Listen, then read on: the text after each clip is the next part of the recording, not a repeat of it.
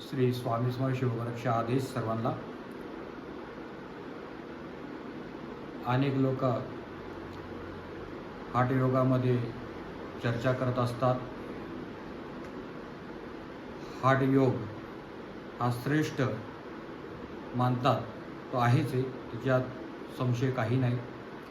पण सांगायचं एक कारण आहे, तर हठयुगातले आचार्य म्हणजेच सद्गुरू गोरक्षनाथ हे हठयोगामध्ये पारंगत होते. एकदा पार्वती मातेने शंकर भगवानांना प्रश्न विचारला. पार्वती माता म्हणाली, हे जे कोण खाली बसलेले आहे भूतलावरती, हे कोण आहेत आणि हे कायम हठयोगामध्ये समाधी अवस्थेत असतात. त्याच्या मागचं कारण काय आहे? तर त्यावेळेस शंकर भगवान म्हणाले, देवी, मी स्वतः हा अवतार घेतलेला आहे गोरक्षनाथांचा, आणि त्या गोरक्षनाथांच्या रूपामध्ये मी स्वतः लोकांना योग दीक्षा देण्यासाठी स्वतः अवतरित झालेलो आहे. आणि त्याच्यामधून सर्वांना हठयोग म्हणजे काय, हठयोगामध्ये काय अवगत होतं, हे मी सगळ्या लोकांना गोरक्षनाथांच्या रूपामध्ये समजून सांगत आहे. त्यावेळेस गोरक्षनाथ महाराज हे 84 सिद्धांपैकी महायोगी मानले गेलेले आहेत. नाथ संप्रदाय हा पूर्ण त्यांच्या हातामध्ये आहे. त्यांनी नाथ संप्रदायाचा प्रसार प्रचार केलेला आहे. गोरक्षनाथांनी 84 सिद्ध जे योगी झाले त्यांना पण हठयोगाचं ज्ञान दिलं आणि समाधीपर्यंत कसं पोचायचं हे त्या हठयोगामधून समजवलेलं आहे. तसं बोलायला गेलं तर हठयोग इतका सोपा नाही आहे. अनेक तासोन तास बसावं लागतं. ते म्हणजे आता या कलियुगात होणं शक्य नाही आहे. ते त्यावेळेस द्वापार युगामध्ये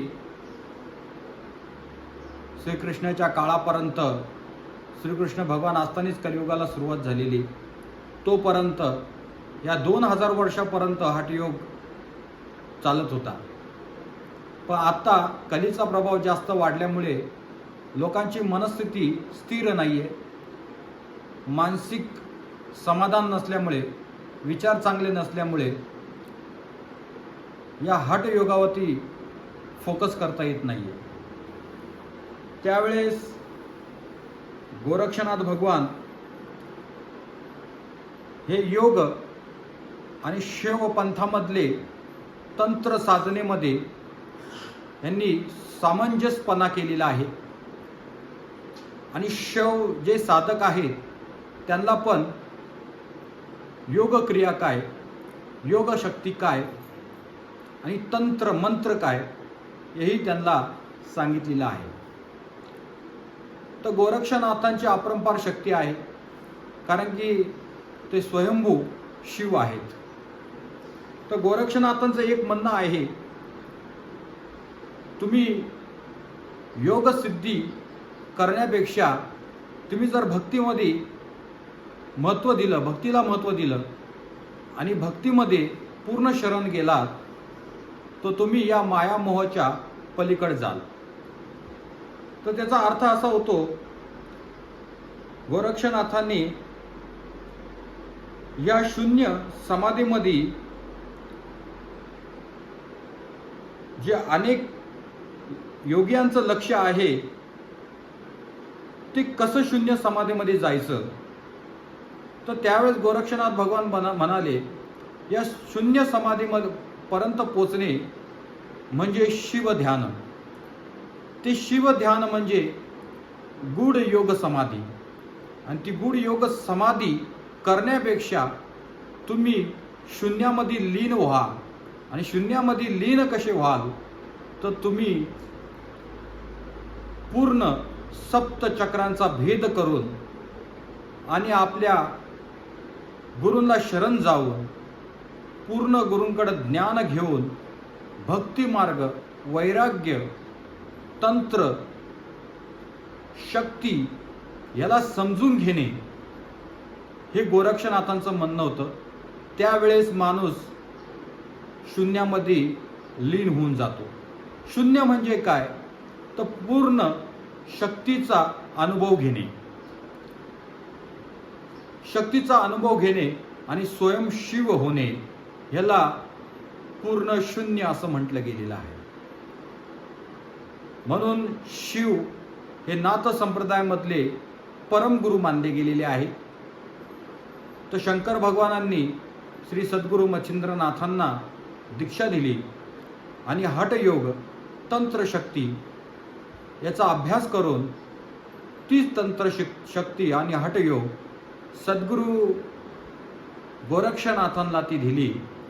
आणि तीच हठयोग शक्ती, तीच परंपरा सद्गुरू गोरक्षनाथांनी तुमच्या आमच्यापर्यंत पोचवली.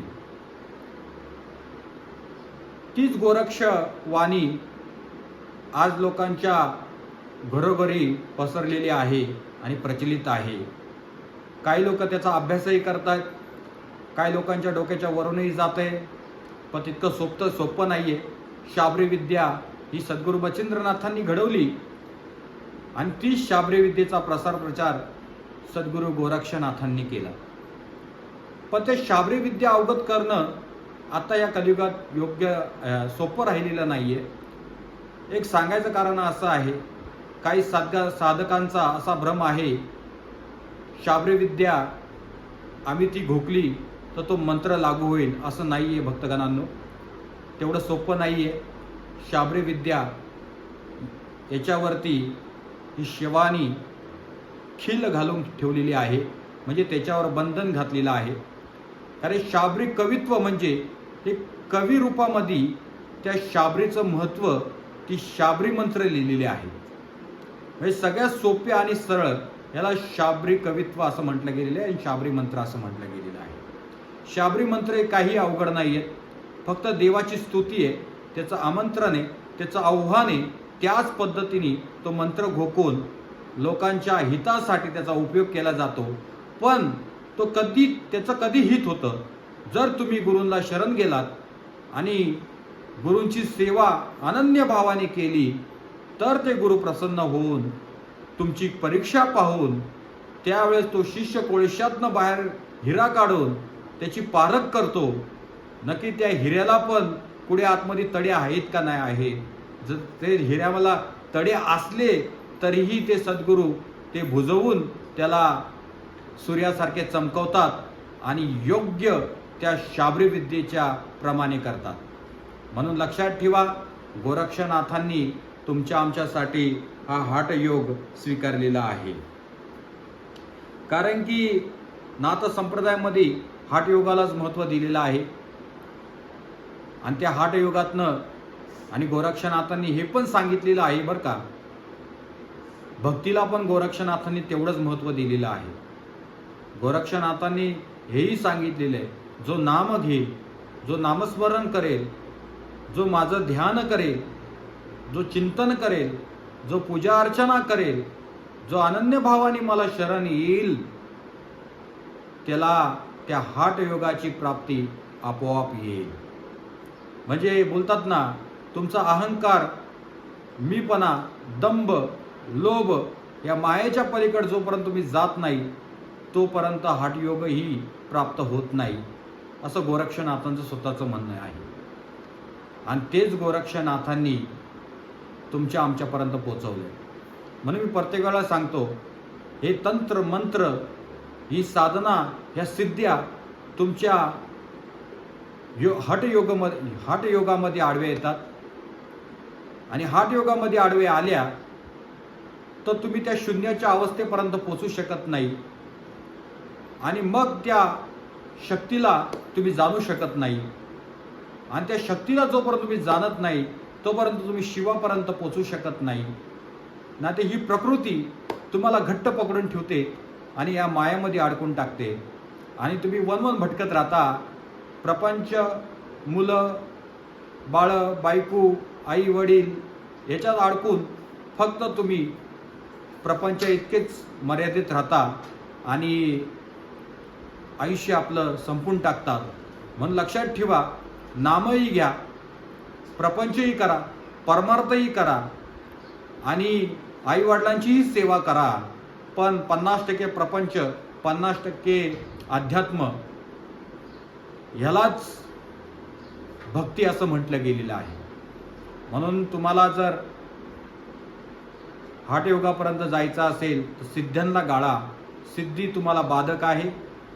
4 सिद्ध्या अवगत झाल्या, तुम्ही महान संत होत नाही ना योगी होत नाही. तुम्ही फक्त बाबा म्हणून राहता आणि बाबाचा मृत्यू अटळ आहे. बाबा आज ना उद्या मरणार आहे. बाबा लोक फसवतात, त्या सिद्धीच्या अधीन आपल्याला घालवतात आणि आपला विनाश करतात. आपल्याला देव दाखवत नाही, आपल्याला देवाचं तत्व समजून सांगत नाही.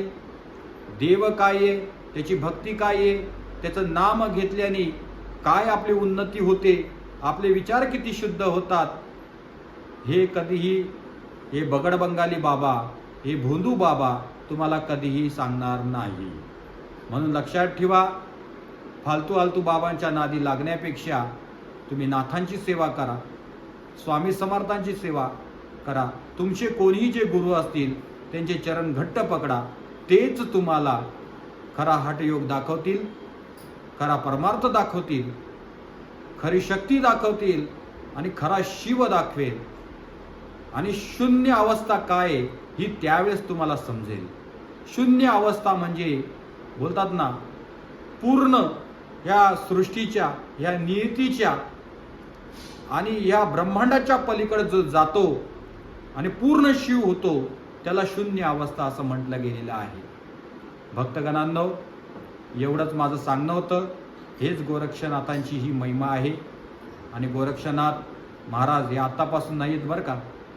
गोरक्षनाथ महाराज हे त्रेतायुगापासून, सत्ययुग, द्वापारयुग, त्रेतायुग आणि कलियुग याच्यापासून गोरक्षनाथ महाराज आहेत आणि त्यांनी अनेक लोकांना ज्ञान दिलं आणि आत्मबोध जागृत करून दिला. आतापुरतं इतकंच. परत एकदा श्री स्वामी समर्थ शिव गोरक्ष आदेश.